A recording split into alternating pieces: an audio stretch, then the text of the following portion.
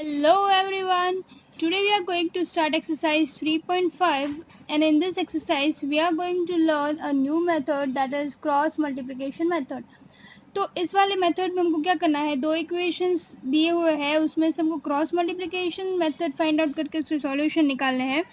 पर उसके पहले हमको इस क्वेश्चन में क्या करना है कि हमको चेक करना है वेदर इसमें एक सॉल्यूशन है, मतलब यूनिक सॉल्यूशन है, या इनफाइनाइटली मेनी सॉल्यूशंस है, या फिर सॉल्यूशंस ही नहीं है। तो हम सबको पता है कि इसको कैसे फाइंड आउट किया जाता है। तो पहले हम a1 a2 की वैल्यूज़ फाइंड आउट कर लेते हैं।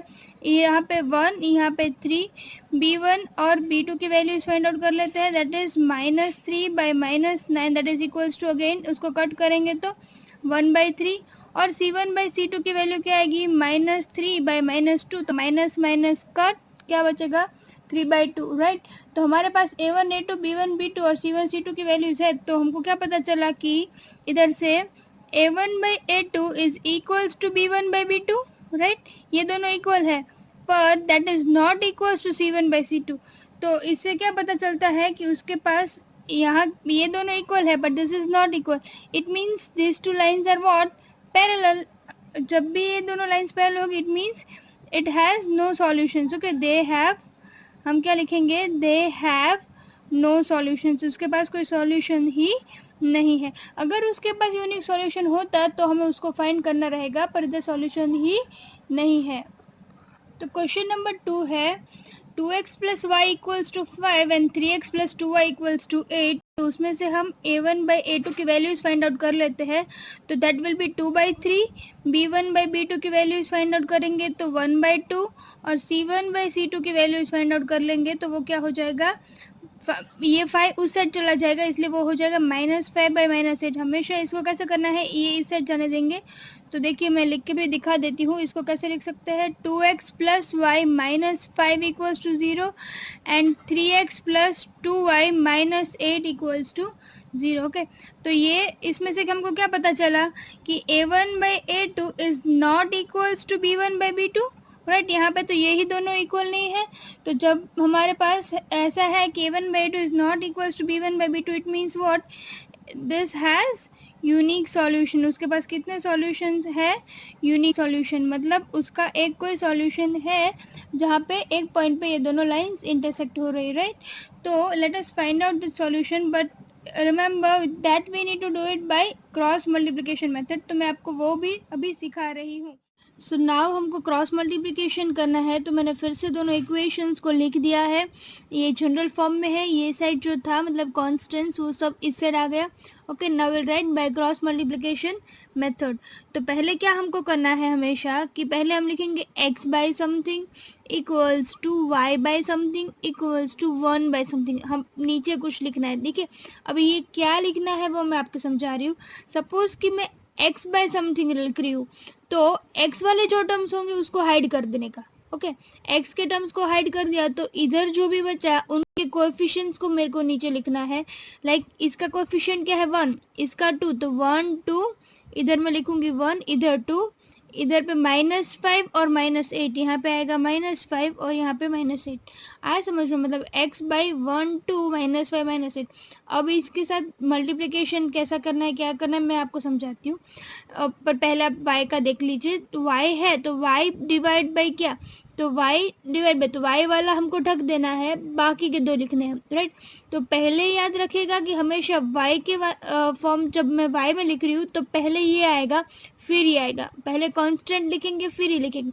अगर आप लोगों ने उल्टा लिख दिया तो आपका साइन मिस्टेक हो जाएगा। तो मैं पहले क्या लिखूंगी, -5 -8 2 एंड 3। अगर ये गलत लिखा आपने, उसके मतलब चेंज कर दिया, पहले 2 3 लिख दिया, तो आपका जो है नेगेटिव साइन आ जाएगा। फिर ये इसको मतलब अब कांस्टेंट के नीचे लिखना है तो इसको ढक देने का, ये आएगा 2 3 1 2, राइट। पहले क्या आएगा 2 3 फिर 1 2। समझ में आ रहा है? फिर से बता रही हूँ, जब x लिखना है तो पहले ये फिर ये, y लिखना है तो पहले ये फिर ये, और जब मैं कांस्टेंट लिख रही हूँ तो ये एंड ये। Okay, so this is the way we will write it. Now what to do, we need to cross multiply. कैसे क्रॉस मल्टीप्लाई, इसको इसके साथ, इसको इसके साथ, राइट। मतलब इनका क्रॉस मल्टीप्लिकेशन फिर माइनस, फिर इन दोनों का क्रॉस मल्टीप्लिकेशन, सेम में इन दोनों का फिर माइनस, फिर इन दोनों का। इन दोनों का माइनस इन दोनों का. Okay, that's easy. Okay, let's start now. x upon 1/8 सा -8. ओके, ये -8 हो गया. माइनस साइन तो आएगी ही बीच में. अब ये क्या है, 5 2 सा -10 क्योंकि -5 इसलिए. तो ये ऐसे हमको लिखना है, right. Equals to y upon 5 3 ज़ा -15. माइनस साइन तो आएगी ही बीच में. 8 2 ज़ा -10 तो हो गया ना. 1 अपॉन 2 2 ज़ा 4 -3 1 ज़ा 3. So x upon -8 plus 10 equals to y upon -15 plus 16 आएगा इधर. 8 2 ज़ा 16. So plus 16 equals to यहाँ पे 10 नहीं 16 आएगा equals to 1 upon 4 -3 1. Okay, now इसको सॉल्व करते हैं. x upon 2 equals to y upon 16 -15 1 equals to 1 upon 1. अब क्या करना होगा, दोनों को इंडिविजुअली हम कंपेयर करेंगे, मतलब x/2 को इससे और फिर इसको इससे. तो x/2 इक्वल्स टू 1/1 हुआ. तो इसका मतलब क्या है, अगर ये 2 ऊपर चला जाएगा तो ये क्या हो जाएगा, x equals to 2/1. x equals to 2/1 मतलब क्या, x इक्वल्स टू 2 ही हुआ ना. तो x की वैल्यू क्या आ गई, 2. सिमिलरली y/1 इक्वल्स टू 1/1 मतलब ये 1 1 कैंसिल करो या फिर ये 1 चला जाए ऊपर तो भी इसकी वैल्यू क्या आ गई, y की 1. इसका मतलब x की वैल्यू क्या आई 2 एंड y की वैल्यू आई 1. ये हमेशा जो मेथड है उसी हिसाब से अगर आप लोगे इसका जो क्रॉस मल्टीप्लिकेशन तभी सही आएगा, वरना लास्ट में जो है साइन मिस्टेक आके उसका आंसर गलत आ जाएगा. Okay, question number 3 is 3x minus 5y equals to 20 and 6x minus 10y equals to 40. So first of all we'll write it in general form. तो 20 इस साइड आ गया, 40 इस साइड आ गया और मैंने इक्वेशन ऐसे लिख दिया है, राइट. ये now we will write down the values of a1 by, पहले हमको चेक करना रहेगा कि वो कितने सॉल्यूशंस हैं. तो a1 बाई a2 क्या है, 3/6 मतलब 1/2. -5 बाई -10 मतलब again 1/2 and c1 by c2 मतलब फिर से 1/2. तो इसका मतलब a1 by a2 equals to b1 by b2 equals to c1 by c2. It means it has infinite solutions because जब भी ये तीनों इक्वल होते हैं तो क्या होगा, coincident. Okay, so let us do the fourth question. मैंने इधर सॉल्व करके रखा है क्योंकि मैंने ये वीडियो बनाई थी तो वो आई नहीं, इसलिए मैं आपको इसी में समझा दे रही हूँ. तो fourth question is x minus 3y minus 7 equals to 0 and 3x minus 3y minus 15 equals to 0. फिर से a1 by a2 की वैल्यू 1/3, इधर -3 by -3 मतलब 1/1 एंड -7 by -15 मतलब सिर्फ 7/15 हो गई. अब इधर से क्या हो गया कि a1 by a2 और b1 by b2 he equal नहीं है, right. So we can say that a1 by a2 is not equals to b1 by b2. So it has unique solution. उसके पास एक ही solution है. तो फिर से उसका क्रॉस मल्टीप्लिकेशन करना है. फिर से मैंने दोनों ही इक्वेशंस लिख दिए और x बाय क्या होगा, सपोज कि मैं x बाय लिख रही हूँ तो इसको मैं ढक देती हूँ. क्या आएगा, -3 -3 -7 -15. सो -3 -3 -7 -15. नाउ y को ढक दिया 1 3 -7 -15. सॉरी, पहले मेरे को ये वाले लिखने हैं फिर ये, तो -7 -15 1 एंड 3. ओके, अभी इसको ढक दिया 1 3 -3 -3 1 3 -3 -3. अब क्रॉस मल्टीप्लिकेशन इसका इसके साथ, तो 3 5 15 3 ज़ा 45 बट माइनस माइनस प्लस बीच वाली माइनस साइन, फिर ये भी माइनस माइनस प्लस 7 3 ज़ा 21 7 3 ज़ा 21 minus minus minus plus 15 -3 minus minus plus 3 3 ज़ा 9. इसको सॉल्व करेंगे तब तो आंसर आएगा x by 24 equals to y by -6 equals to 1/6. So पहले इसको इसके साथ कंपेयर करते हैं. तो x बाई 24 इक्वल्स टू 1/6, तो 24 ऊपर चला जाएगा तो क्या हो जाएगा 24/6 मतलब 6 4 ज़ा 24.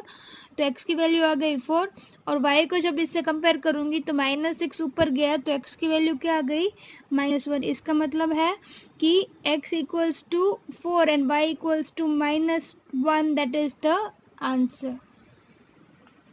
Now question number 2 is for which, see we have two equations and they are saying that for which values of a and b की कौन सी values के लिए ये दोनों जो lines है it has infinite solutions, right. तो ये दोनों lines का infinite solution होने के लिए क्या condition है, तो we can write that for infinite solutions we have a1 by a2 equals to b1 by b2 equals to c1 by c2, right. जब ये तीनों इक्वल होंगे तभी इनफाइनाइट सॉल्यूशन होगा ना, मतलब तभी वो दोनों लाइंस कोइंसिडेंट होगी. तो पहले तो मेरे को a1 by a1 a2 b1 b2 c1 c2 सबकी वैल्यूज चाहिए. तो a1 क्या होगा 2, a2 क्या होगा a माइनस b, मतलब x का coefficient, right, a minus b. b1 क्या होगा 3 एंड b2 क्या होगा a plus b.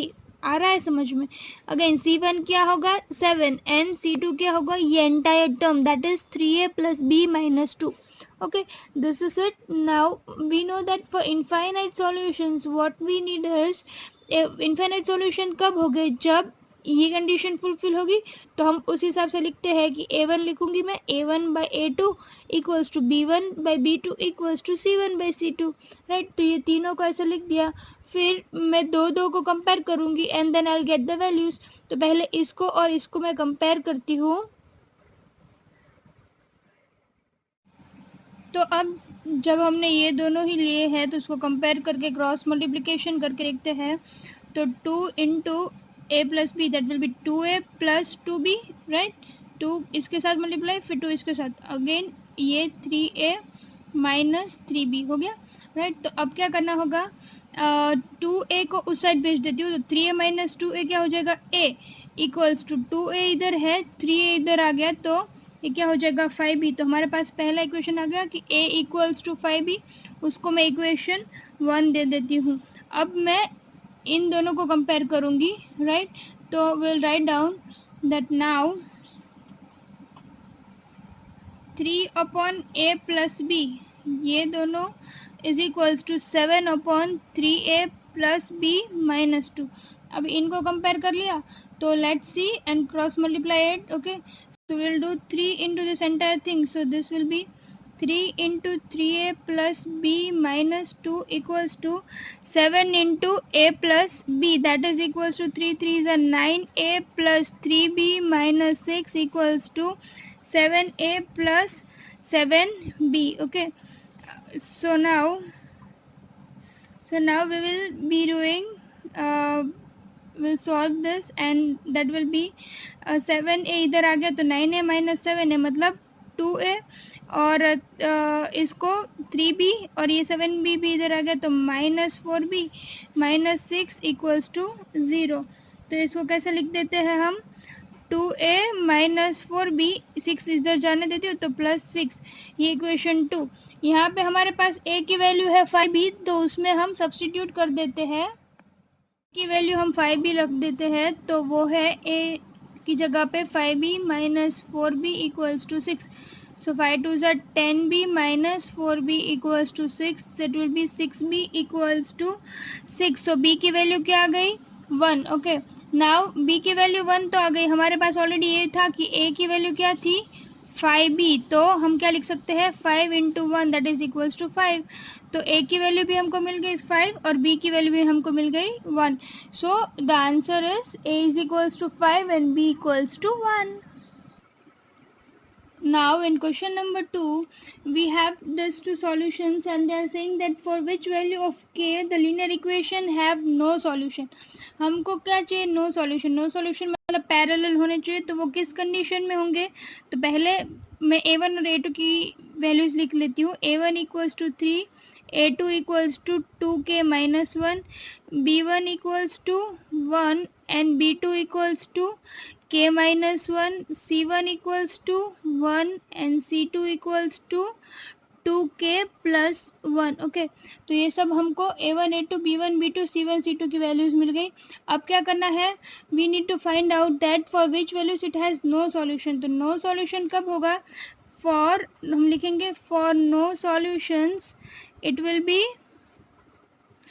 a1 by a2 should be equals to b1 by b2 but that should not be equals to c1 by c2, right. तभी no solutions होंगे ना, क्योंकि तभी वो पैरेलल होंगे.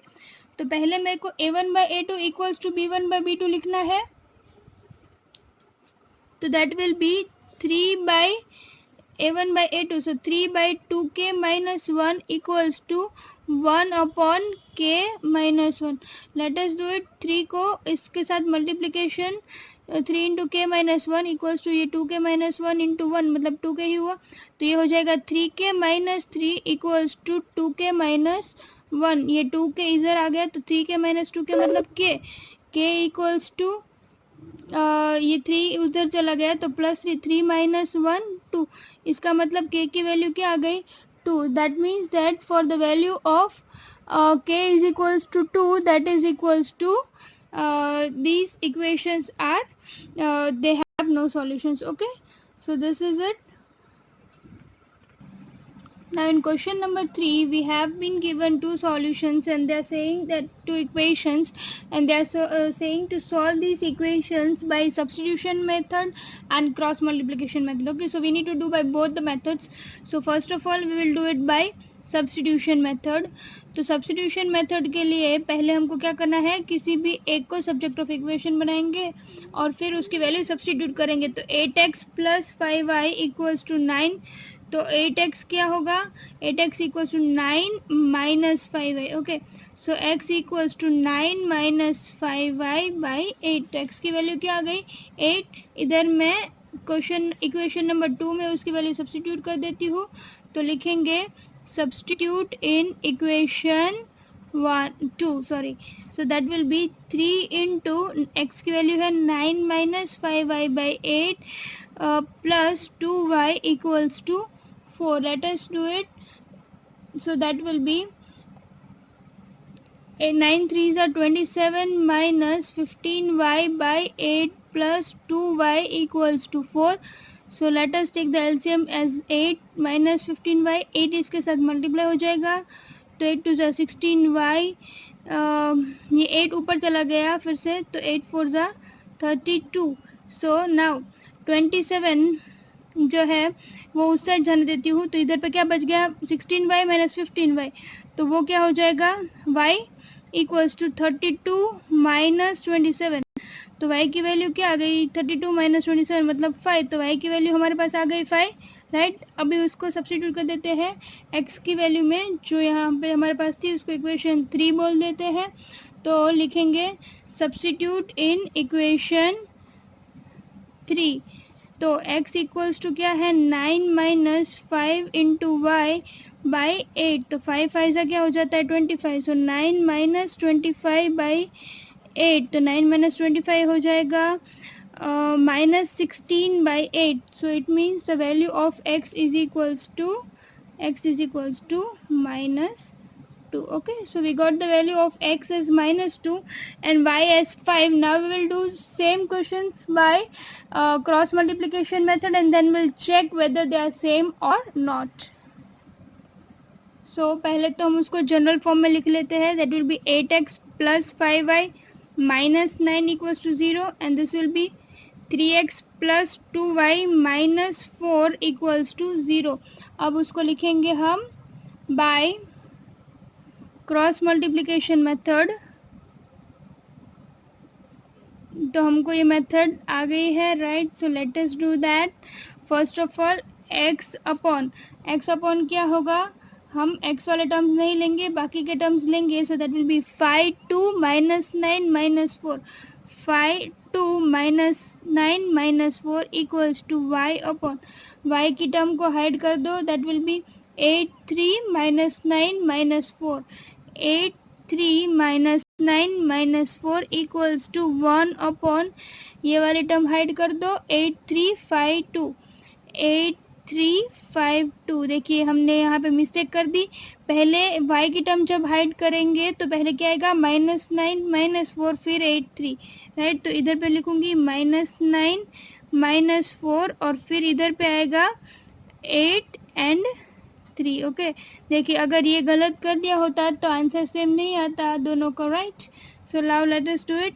x अपॉन 5 4 ज़ा माइनस 20 माइनस साइन माइनस इसकी भी माइनस है तो माइनस माइनस प्लस 9 2 ज़ा 18 that is equals to y upon 9 3 ज़ा 27 पर इसकी माइनस साइन माइनस इधर और माइनस इसका भी, सो माइनस माइनस प्लस 8 4 ज़ा 32 1 8 2 ज़ा 16 माइनस 5 3 ज़ा 15। Okay, so let us do it. x upon यहाँ का -2 इक्वल्स टू y अपॉन ये आएगा 5 इक्वल्स टू 1/1। अब कंपेयर करते हैं, x अपॉन -2 इक्वल्स टू 1/1, तो -2 इधर गया तो x की वैल्यू क्या आ गई -2। तो ये -2 ही थी प्रीवियस वन में भी। इसका y कंपेयर करते हैं तो y/5 इक्वल्स टू 1/1, तो y 5 ऊपर जाएगा तो y इक्वल्स टू भी क्या आ गया 5। तो इसका मतलब y की वैल्यू भी 5 आई। तो इसका मतलब दोनों ही सब्स्टिट्यूशन मेथड और क्रॉस मल्टीप्लिकेशन मेथड से दोनों का जो आंसर है वो सेम आया, मतलब हमारी मिस्टेक एक भी में नहीं है, राइट। सो इस वाले एक्सरसाइज में मैं सिर्फ 3 क्वेश्चंस कर रही हूँ। 4th क्वेश्चन जो है वो मेन नेक्स्ट पार्ट में हम करेंगे। So keep watching easy study, like share and subscribe it.